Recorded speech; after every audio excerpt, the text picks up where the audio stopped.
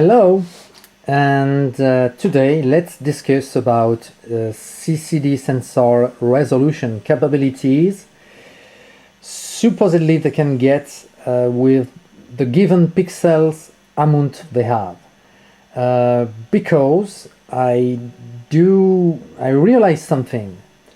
Then more modern devices like the last i8 machines, or maybe even some super VHS, SVHS ET machine from early 2000s and things like that,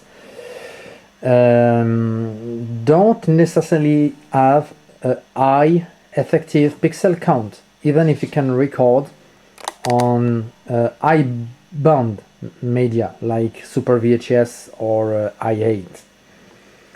And so I want to check if more modern SD camcorders like those I'm talking about, i8, Digital 8, VHS, Super VHS, are they really that bad when they got a fairly low effective pixel count? Some of them are really impressively low, and I wasn't expecting that from more modern devices. I was expecting that, let's say, the more modern you go, the better they are supposed to be. But it seems it's not that simple and not that true. So to give a clue on that, I'm going to do comparison.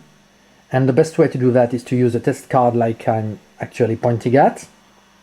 And I'm going to discuss a little bit about this and what part of this test card is going to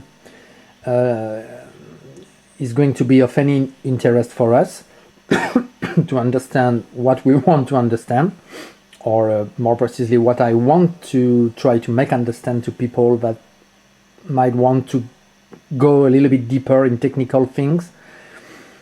So what I'm going to do is to check various generation of video 8 machine, so 8mm, plain 8mm i8 camera and Digital 8 camera, because that's what I have right now, and that's the subject that interests me for the moment.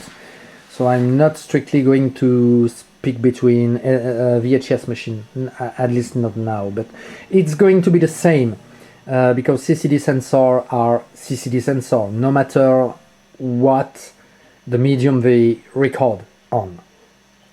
So I'm not going to record on tape, except for what I'm shooting right now. I'm using my TRV-265 for that, because as it's going to be in 4:3, I want to have everything in 4:3 aspect ratio. I don't want to mess with that. I want to give as close we are supposed to get things. So let's discuss a little bit about this test card. So the area that interests us is this one. These are horizontal line resolution, and that's precisely what we want to check for CCD performance. I'm going to do a comparison with audio, because video work the same basis as audio. It's a bandwidth, it's all made of sine wave, no matter if it's digital or analog recording. Once you see them, it has to be converted to analog anyway, and it's full of sine wave, the same way as audio. So as we know, or if you're in audio stuff more than in video, you know that the theoretical human hearing bandwidth is from 20 Hz to 20 kHz. That's what we're supposed to hear when we are very young and when everything is okay. So these things are the equivalent of sweep generator. You know, when you use a sweep generator to check the bandwidth of an audio device. So these are the equivalent of the whistle you can hear when you check your bandwidth. So they are the equivalent of,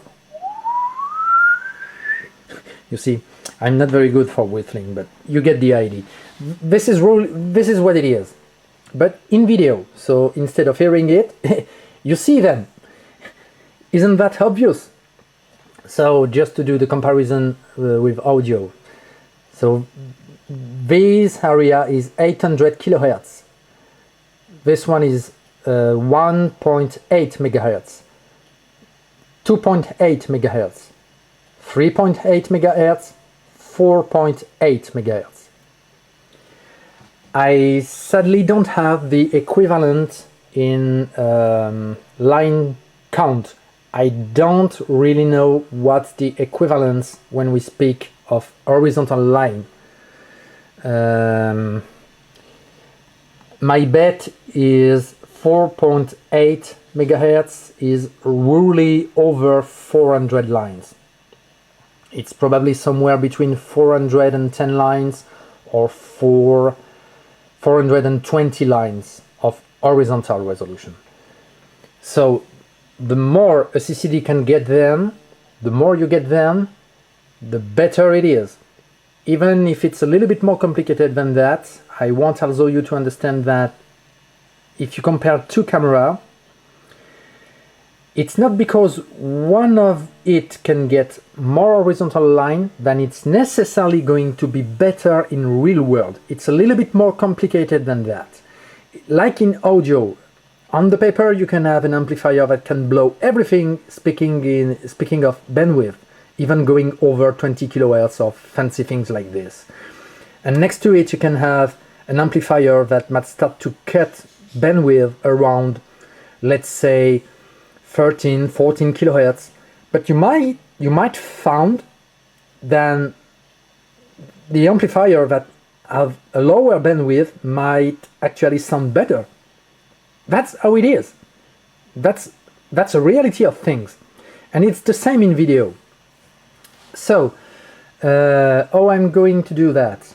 First, you need to properly center the camera, because as you can see here, these areas are called castellation. I think this is how we call this, and this on the television represent the overscan area, because yet from the CRT time they were a safety guard, let's say, and it's still true today. Modern display used in television mode, the last, let's say, the best OLED 4K television you can get, blah blah blah.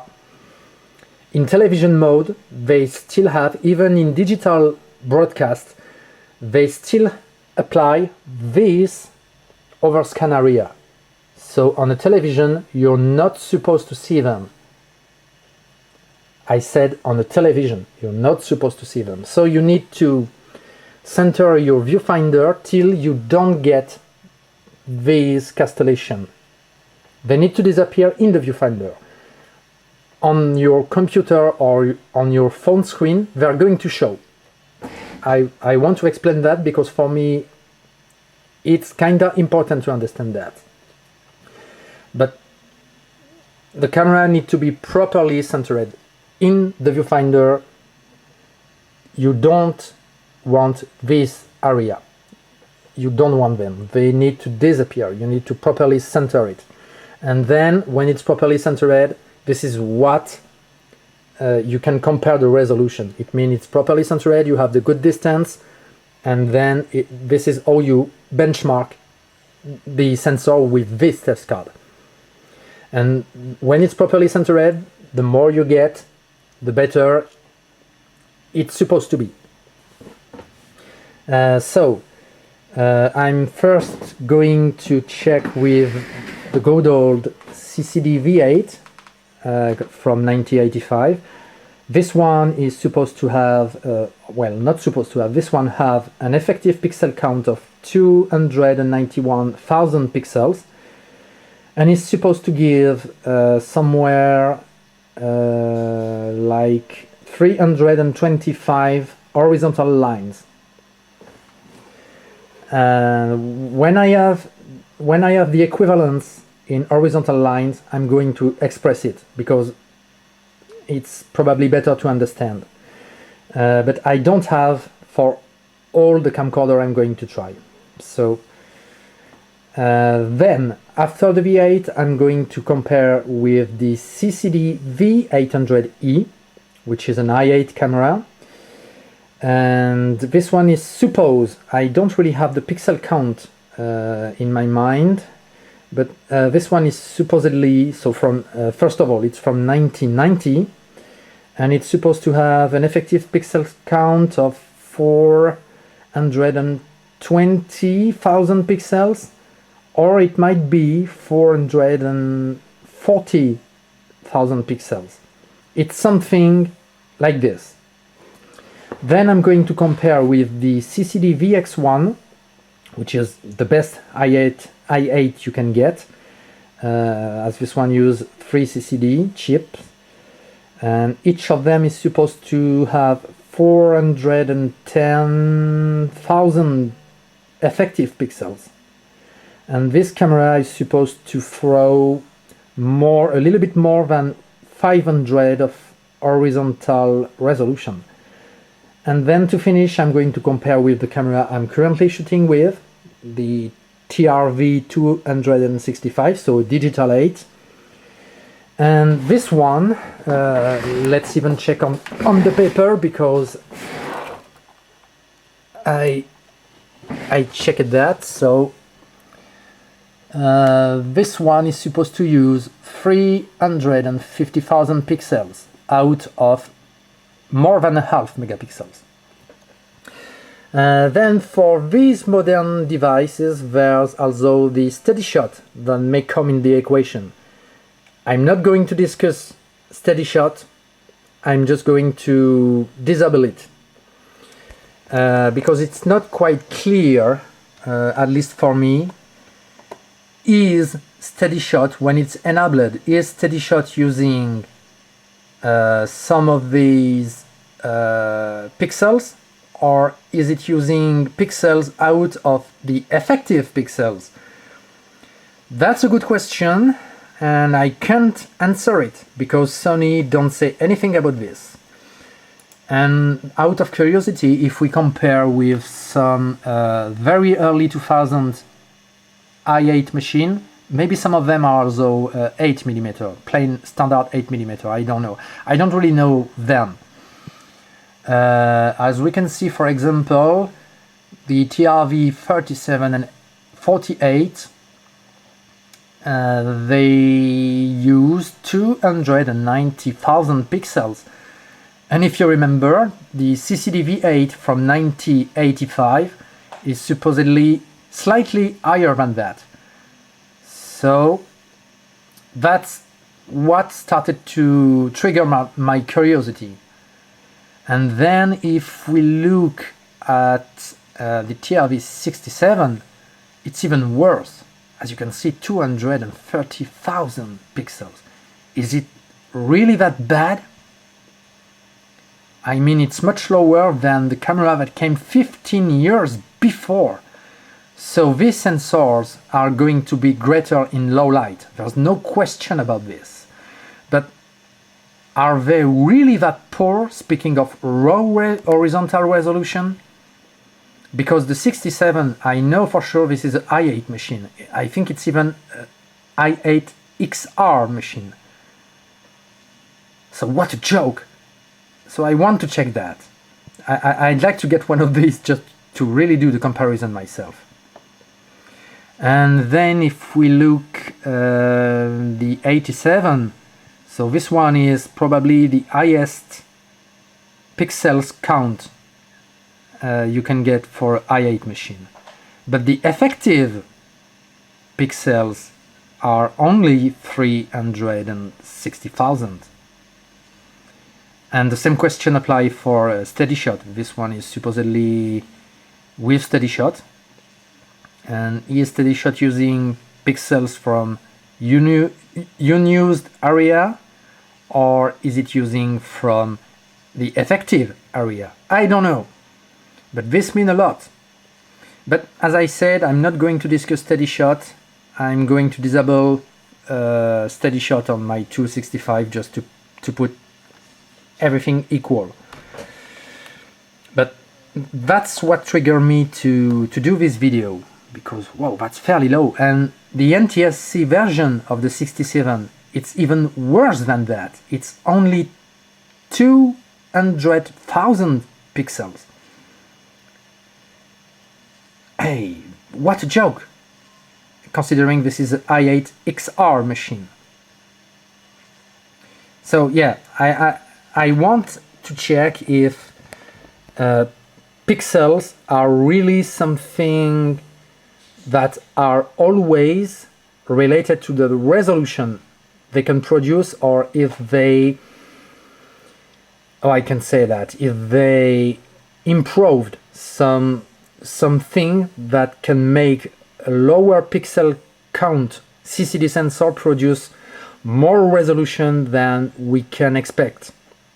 Because I really have problem to admit that Sony actually pushed, well, maybe I'm going to be a little bit crude, but on paper this is garbage compared to some older devices that they are supposed to be better than.